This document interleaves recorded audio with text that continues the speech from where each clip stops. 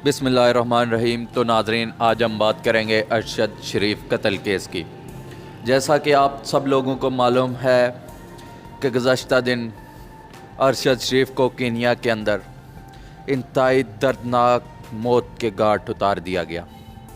इसके पीछे कौन सी वजूहात हो सकती हैं और उसके पीछे कौन से अवामिल कार फरमा हैं, इन सब चीज़ों पे आज हम रोशनी डालेंगे और इसी पे बात करेंगे। इसके पीछे बहुत सारे लोगों के तबसरे और बहुत सी चीज़ें हैं, लेकिन इससे पहले हम ये बात जानेंगे कि ऐसी क्या ज़रूरत पेश आई कि अरशद शरीफ को अपना मुल्क छोड़ना पड़ा और वो इस मुल्क से बाहर गए। इसके पीछे बहुत सारी बातें की जा रही हैं और अभी बहुत सी चीज़ें सामने आ रही हैं और मज़ीद भी कुछ बातें अभी सामने आना बाकी हैं। सबसे पहली बात तो ये है कि अरशद शरीफ को मुल्क के अंदर इतना तंग कर दिया गया और सिक्योरिटी और एजेंसीज़ ने उनको इतना टॉर्चर किया कि पहले वो दुबई और उसके बाद वहाँ से कीनिया चले गए। कीनिया जाने की सबसे बड़ी एक वजह थी कि कीनिया वाहिद मुल्क है जहाँ पाकिस्तान को पहले वीज़ा लेने की ज़रूरत नहीं पड़ती। मीन्स टू से कि वहाँ पे आपको जाते ही एयरपोर्ट पे वीज़ा मिल जाता है। इसी वजह से अरशद शरीफ यहाँ से पहले दुबई और वहाँ से कीनिया रूपोश हुए थे। मज़द सामीन, इसके पीछे जो बात की जा रही है, सबसे बड़ी बात तो ये है कि अरशद शरीफ मुनज़्ज़म जो करप्शन हो रही है पाकिस्तान में, इसके ऊपर एक अपनी रिपोर्ट तैयार कर रहे थे, जिस रिपोर्ट को वो कुछ चंद ही दिनों में शाया करने वाले थे। Story behind the close door, ये एक स्टोरी थी मुनज़्ज़म करप्शन की जो पाकिस्तान में की जा रही है।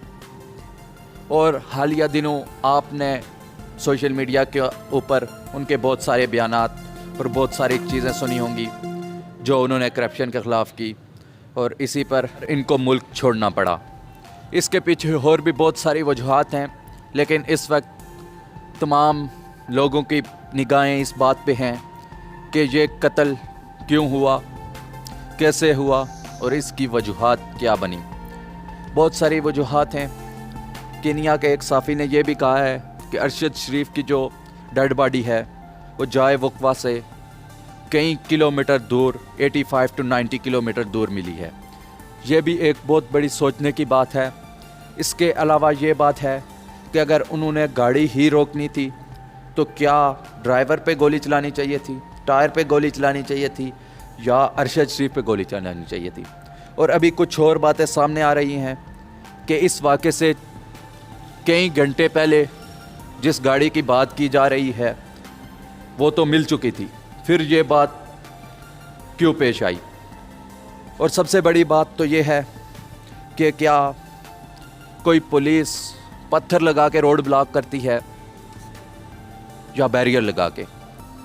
इस वक्त सबसे बड़ी ये बात की जा रही है कि अरशद शरीफ को पत्थर लगा के क्रिमिनल्स की तरह उनकी गाड़ी रोकी गई और कोई भी साफ़ी पुलिस के सामने ना रुके, ये इम्पॉसिबल बात है, क्योंकि हर साफ़ी बेसिक रूल्स एंड लॉ से अच्छी तरह वाक़फ़ होता है और इसी तरह अरशद शरीफ भी इन सब चीज़ों से बहुत अच्छी तरह वाक़फ़ थे और वो ऐसा काम कर ही नहीं सकते थे।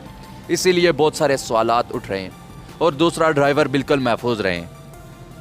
अगर ऐसी कोई बात थी तो ड्राइवर कैसे महफूज रहे जबकि अरशद शरीफ को बैक डोर से गोली मारी गई? ये पॉसिबल ही नहीं है। सामीन, तीसरी बात यह है कि गोली जो है सिर्फ एक गोली उनके टायर पे चलाई गई, बाकी 9 बुलेट्स जो हैं वो उनकी डायरेक्ट उनकी गाड़ी पे फायर किए गए, स्ट्रेट फायर किए गए। क्या कोई पुलिस ऐसा कर सकती है? क्या ये एक मुनज़्ज़म साजिश नहीं है? इस पे आप भी अपने कमेंट में राय दे सकते हैं। और इससे सबसे बड़ा पैदा होने वाला ख़दशा ये है कि इससे आम आवाम का तासर क्या पैदा हो रहा है। अब सब लोग ये सोच रहे हैं कि जहाँ इतनी बड़ी साफ़ी शख्सियत, इस मुल्क के ब्यूरोक्रेट्स, इस मुल्क के और आला ओहदेदारान, जस्टिस वो महफूज नहीं हैं, तो क्या एक आम आदमी महफूज है? एक आम आदमी क्या करेगा? उसे तो चोटी की तरह मसल दिया जाएगा। ऐसे बहुत सारे सवालात उठने वाले लोगों में हैं जिन पे सोचना बहुत ज़रूरी है। جس کی وجہ سے لوگوں کا اس نظام سے بھروسہ اٹھتا جا رہا ہے، لوگوں کا اس آئین سے بھروسہ اٹھتا جا رہا ہے۔ ان سب کا سدباب کیا ہوگا؟ آپ ہمیں کمنٹ میں ضرور بتائیے گا۔ شکریہ۔